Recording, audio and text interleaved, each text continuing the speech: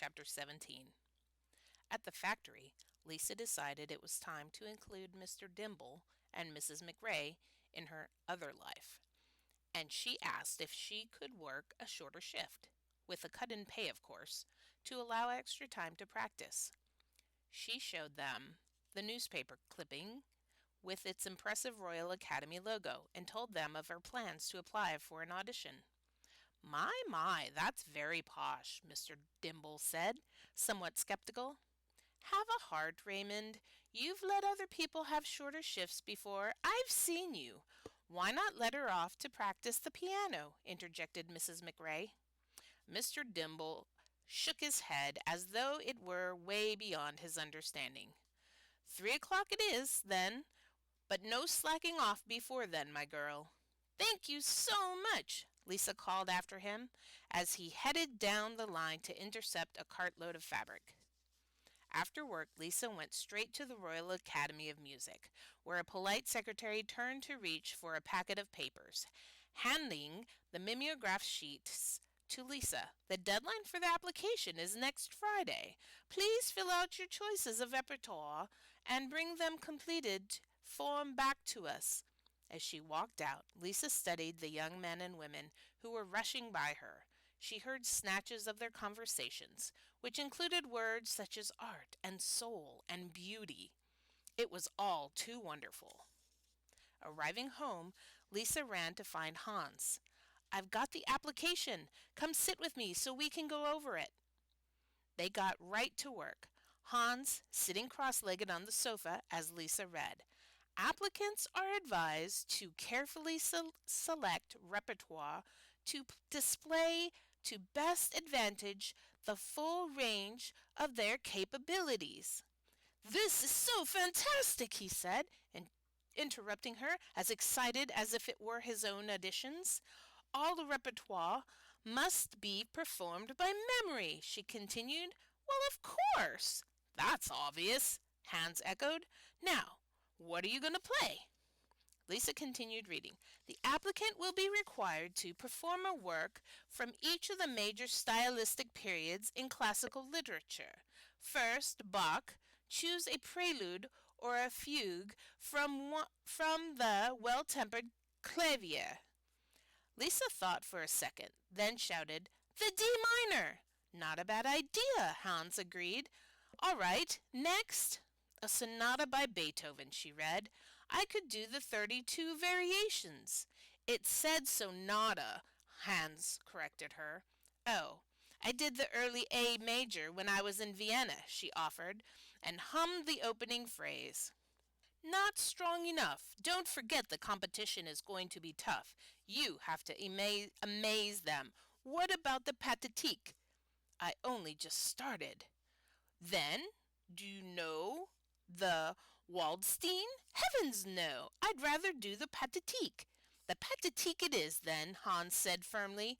Lisa kept reading. A major work by romantic composers Chopin, Schumann, Schubert, Brahms.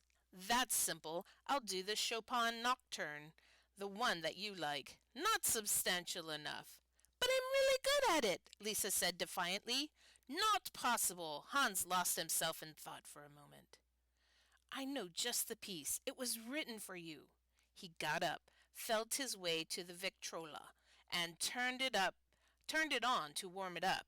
He pointed to the stack of records.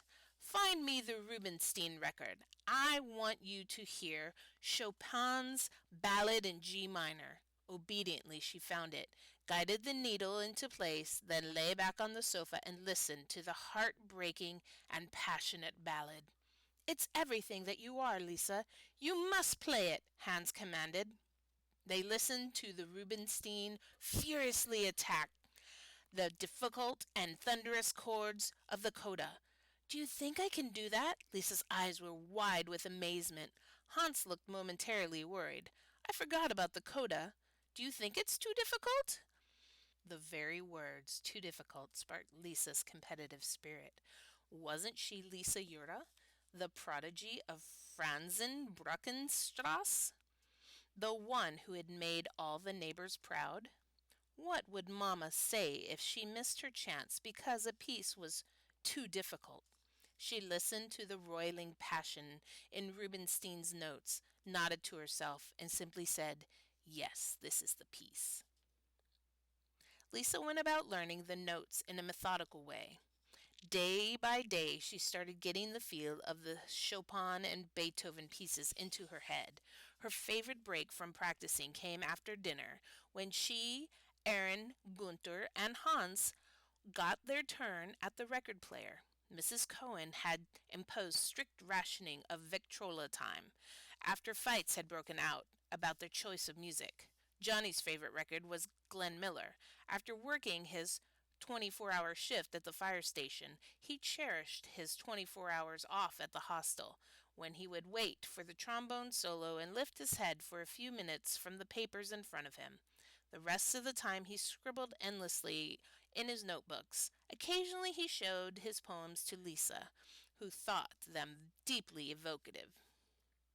The younger children loved to sit on Johnny's huge shoes and have him lift them up with his legs as he continued to write in his notebook all the while.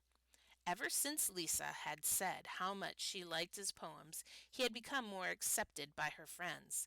She encouraged him to share his work with the rest, but he resisted, saving his poetry for Lisa alone. When it was time for Lisa's turn at the Victrola, she and Aaron listened for the millionth time to Arthur Rubinstein's recording of Chopin's ballad. As she laid her head against his shoulder, Victrola time was difficult for Gunther, who had seen Gina only once since everyone had moved back to Willesden Lane.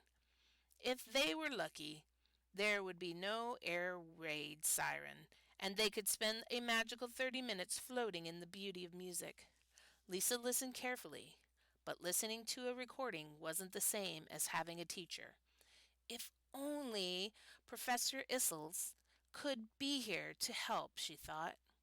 Yet wasn't really the professor she yearned for, it was her mother.